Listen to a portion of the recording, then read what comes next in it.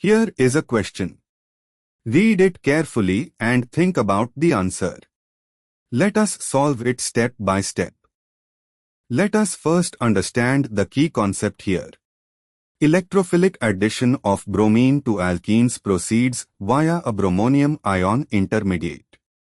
When the reaction is carried out in a nucleophilic solvent such as methyl alcohol, CH3O, the solvent itself can act as a nucleophile and open the bromonium ion intermediate. Moving on to the next step.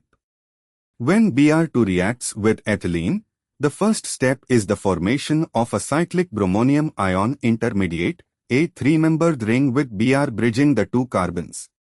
This is the ion formed initially. Moving on to the next step. This bromonium ion intermediate is an electrophile that can be attacked by any available nucleophile in solution.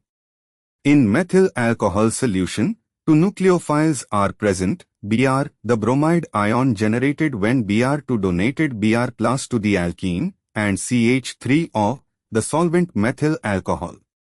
And for the final step, if Br attacks the bromonium ion, the product is 1,2-dibromothane, BrCH to CH to Br. If CH3O attacks the bromonium ion, the product is BrCH to CH to OCH3 after deprotonation. Both pathways are available, which is why both products are observed. The ion formed initially may react with Br or CH3O. Why other options fail? Option A. Solvation of bromine by methyl alcohol does not directly explain why a different product, BrCH to CH to OCH3, forms. Solvation is not the mechanistic reason. Option C. This is an ionic, electrophilic addition mechanism, not a free radical reaction. Free radical reactions give different regiochemistry and products.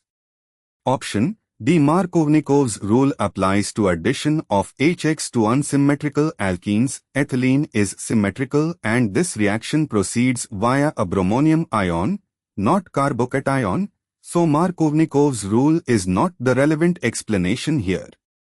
Therefore, the correct answer is A. Therefore, the correct answer is option A.